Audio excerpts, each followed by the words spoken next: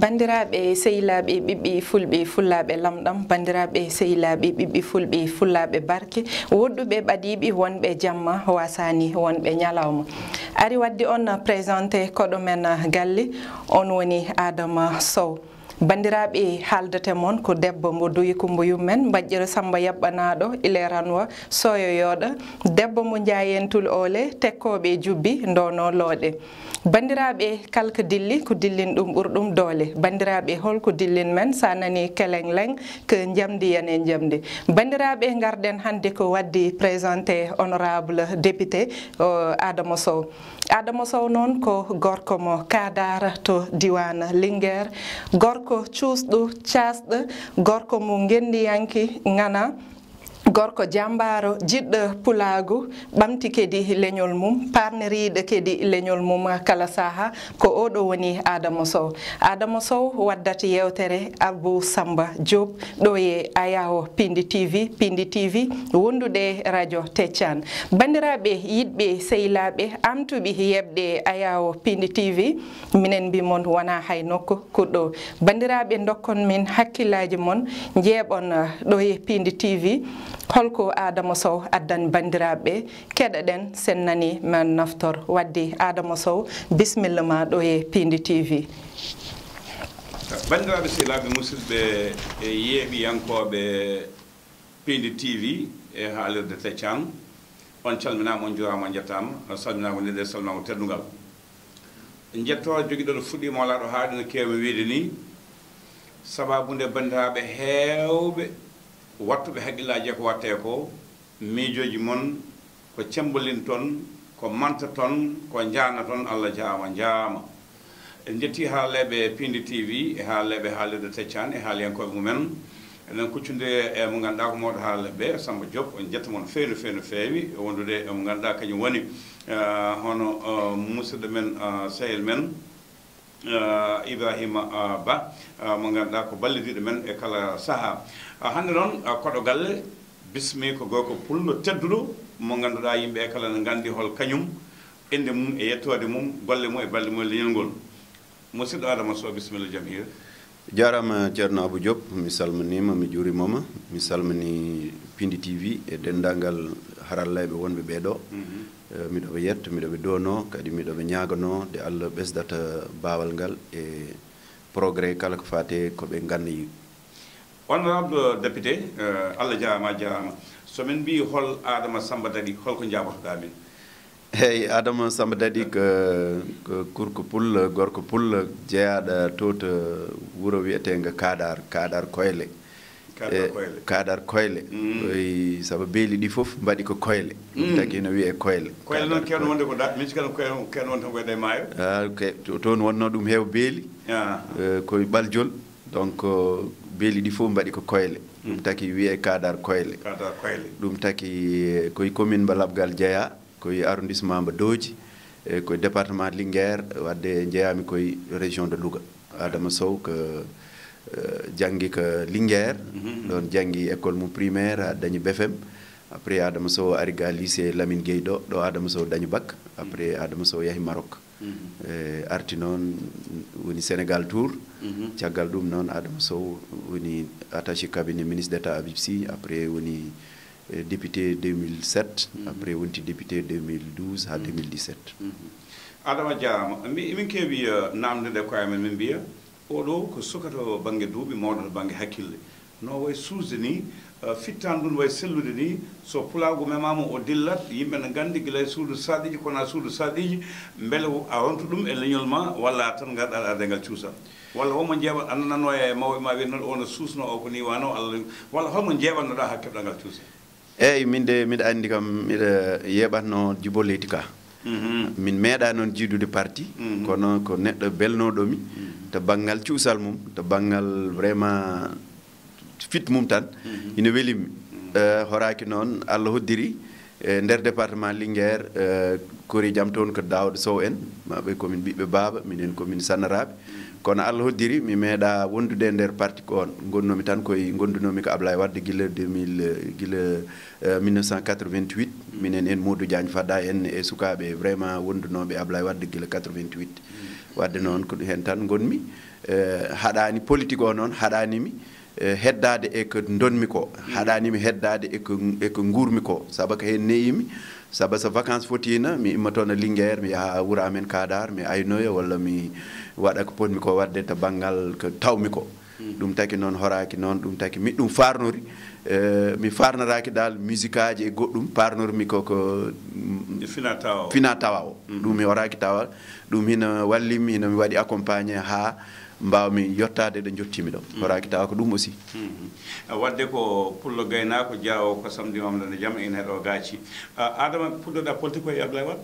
eyyi Ablaye Wade puɗɗon politique ɗo université de min goni nde hono wiyete première année université min gonde Ablaye Wade caggal ɗum noon gonmi ɗon ha ɗum woni année blanche 88 89 o noon jahmi Maroc kode gartumi noon presque nden gonmi Sénégal tour ha 94 après jogui mi projet goto 2000 ha 2000 Ablaye Wade de laaminde en 2000 Abibsi waɗa ministre de l'agriculture et de l'élevage alors tawde minen gonduno département Linguére en tant que des opposants o ƴettimi cabinet mum guil nden noon presque hen gonmi politique gonɗa e politique adama ɓuuri hawnade ko jamma goto mboɗo heewi haalde mboɗo lelli lumbel laana galle oldubo Hamdoullah Kawen mawɗo moƴƴo tedduɗo yalla junno balɗe moƴƴude battane makko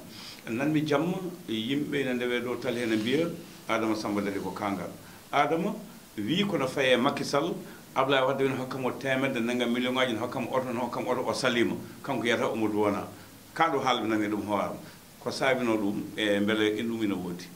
eyyi ina woodi saabino ɗum ko min suɓino wondude Ablaye Wade guila miɗo woni suka comme no mbimi ni aɗa andi janggoyde garta tawa mawnima Daouda Sow en eɓe gone pouvoir calaɗa wonde on pouvoir cuɓaɗa wonde opposition wadde ko ɗum cuɓinomi mi suuɓimi wonde opposition guila 88 ha 2000 aɗa andi ɗum ko pellital 88 ha 2000 saabu ko 98 mbaɗami investir comme député Allah hoddiri nden ko Djibo gagni so ɗon teski nden Djibo dañi 11 député wonde Djibo e première fois muɗum eyyi woni do waɗande ƴetti nde sigle table Talla Sylla o nden o dañi 11 caabi mi anda nden o dañi 11 député donc min go wasmi won député Ablaye Wade de laami en 2000 au 2001 o liɓi assemblée nationale do liɓi assemblée nationale 2001 o watti élection kadi cuɓami kadi pour wonde candidat Allah waɗi nden département Linguére usta député ji ɗiɗi wonno wonti goto nden kadi ko Djibo gagni ɗum taki Aliou Dia arti woni député wadde noon ko 2007 gonmi député e laamu Ablaye Wade min wonno suppléant Abibsi o woni ministre gonmi député donc gonmi député noon ha 2011 ko 2011 noon sikki joli hakkudami e omo gondunomi woni ministre d'état Abibsi saabu nden asi addi ɗum ko mi waɗatno inauguré mutuel aynaɓe Sénégal mutuel aynaɓe Jolof mbaɗatnomi inauguré ñande hen que le 23 avril wonno 2011 ko nden Allah hoddiri omo fotno arde o tawe inauguration o arani do foti ndo arde o aroy hedde 2 heures do aroy hedde 2 heures au lieu ko rewa cérémonie tawi cérémonie o siwa gas o takki ɗon o yawtoy guila ñande o takki noon min mbimi min Adama Sow kala takkiɗo pulagu ngu mi woppi ɗum kala takkiɗo aynaɓe mi woppi ɗum ko ɗum addi ɗum sababini ha min certi nden nden woni noon de mbimi nde mi woppi ko nden woni noon de Ablaye Wade noddimi mbimi calimi arde ha woni laabi tati ko Mamadou Seck président assemblée nationale que kam noddimi 3e fois o wimi député Adama Sow je pense que nous sommes dans une république o haali wi koye république gonɗen président de la république noddi kam yomi addan ɗum député Adama Sow a ala droit salade sinna won citoyen ordinaire siko président de la république noddi kam noddima wiya ar horaki sa welama calaɗa kono en tant que élu en tant que ɗum ɗo a ala mbimi ko gonga kono minne miɗa jogui 2 conditions pour mi notoyo ɗum o mi hiɗi goni ɗin condition mbimi première condition hay goto filmata kam saba mi yiɗano filmede hayso min nanodiraani so yalti e télé tan wiyama le président hayso wiyama tan le président de la république vient de recevoir le député Adama Sow wonta doute ɗum mbimi hay goto filmata kam o yo jaaɓi on condition mbimi condition goɗɗo o mbimi ɗum wonata ñalande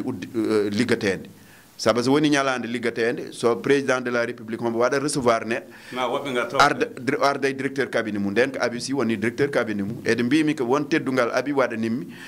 mi yiɗa o haala miɗa yedda walla mi haala hombo yedda yoɗata abi won natti gollodade eyyi nden woni de mbimami nde mi wuppi o arani guila ñande en noon mbi o ani ɗon o wirtamo yewtimata ko fulɓe mbaɗi sinno ko ɗo wonno guila nden mbimi noon ɗum taki noon mbimi ɗin condition ji ɗiɗi so jaɓiɗi mi ara o yo jaaɓi mbimi wadde mami ara nden woni noon de garmi Ablaye Wade waɗi mi recevoir miɗo wonde sehlam Issa Sow ko Kamba vice président commune eyyi ko on jaadunomi toon on tawa noon puisque mbinomi kala ko ala seede moƴƴani ɗum taki mi yahata min goto demin jayi comme ni no mbiɗa ni ala ko waɗani mi promettre bon mbimi min kala ko mbaɗɗami promettre mi waɗani ɗum mérité saba sa waɗi wi ma wiyaɗam haalis miɗo fotno dañ haalis ko adi hande sa wi mi ala galle miɗo fotno dañ galle ko adi hande sa wi oto miɗo fotno dañ oto ko adi hande saba somi wonde ma duuɓi 12 miɗo woni opposition guila miɗo woni cukalel han duuɓi 12 han miɗo woni opposition duuɓi 11 miɗo woni pouvoir wadde miɗo fotno dañ oto miɗo fotno dañ haalis miɗo fotno dañ galle tawde mi dañani ɗum noon ha hande kala ko tottuɗami mi waɗani ɗum mérité joni noon Mamadou Seck wimi député Adama Sow il ne faut pas mettre en jeu l'avenir de tes enfants il faut prendre la maison mbimi j'ai déjà mis en jeu l'avenir de mes enfants